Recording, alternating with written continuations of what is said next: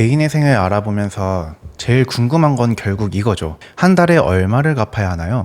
검색하거나 질문해보면은 사람마다 다릅니다라는 답만 나옵니다. 그게 정확한 말이기는 한데 정작 내가 얼마나 나올지는 여전히 모른 채 창을 닫게 되죠.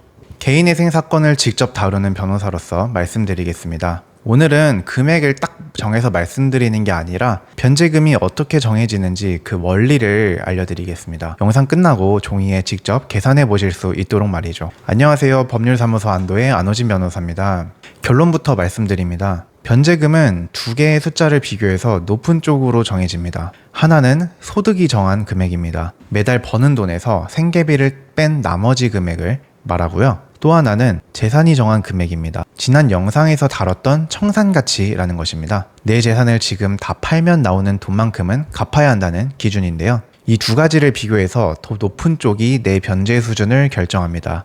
청산가치가 거의 없는 분은 소득이 정하는 금액만으로 정해지고 청산가치가 높은 분은 청산가치가 바닥값이 됩니다. 오늘은 앞에 것인 소득이 정한 금액을 어떻게 계산하는지를 알아보겠습니다. 소득이 정한 금액은 이렇게 나옵니다. 한 달 실수령 소득에서 생계비를 뺀 나머지, 그 나머지가 매달 갚을 돈입니다.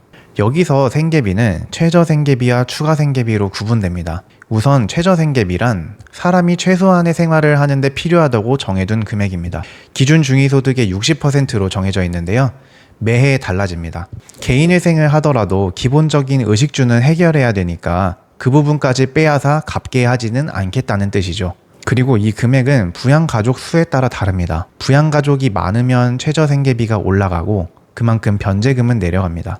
다만 우리가 일반적으로 생각하는 가구 수와 개인회생에서의 부양가족 수는 차이가 있어서 이런 부분은 상담을 통해 확인하시는 것이 정확합니다. 그래서 소득에서 최저생계비를 뺀 금액이 기본적인 월 변제금이 되는데요. 여기서 추가 생계비로 인정받을 것이 있는지 꼼꼼히 검토해야 합니다. 주거비, 의료비, 교육비 등에서 주장해 볼 수 있는데 제대로 설명드리려면 좀 길어서 다음에 따로 다루도록 하겠습니다.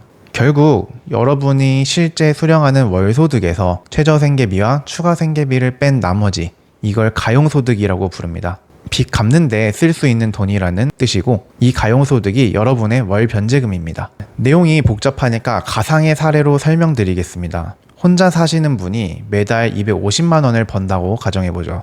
여기서 1인 가구 최저생계비 2026년 기준으로 약 153만 원을 뺍니다. 그러면 그 차액인 약 97만 원이 이분의 가용소득이 되고 매달 내는 변제금이 되는 겁니다. 그런데 만약에 이분이 주거비로 대략 40만 원 정도를 쓰고 있다라고 한다면 추가생계비로는 13만 원 정도를 주장해 볼 수가 있습니다. 그러면은 이분의 가용소득, 즉 월 변제금은 대략 84만 원 정도로 계산됩니다. 자, 가용소득은 이런 식으로 계산이 되는 거고요. 여기까지 오면은 변제기간은 어떻게 정해지는 것인가, 이게 좀 궁금하실 것 같습니다. 변제기간은 가장 기본적으로는 36개월이고요.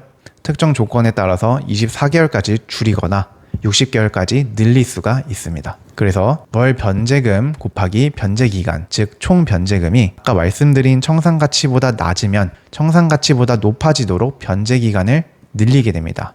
이 부분에 대해서 나올 수 있는 질문들에 대해 미리 답해드리겠습니다.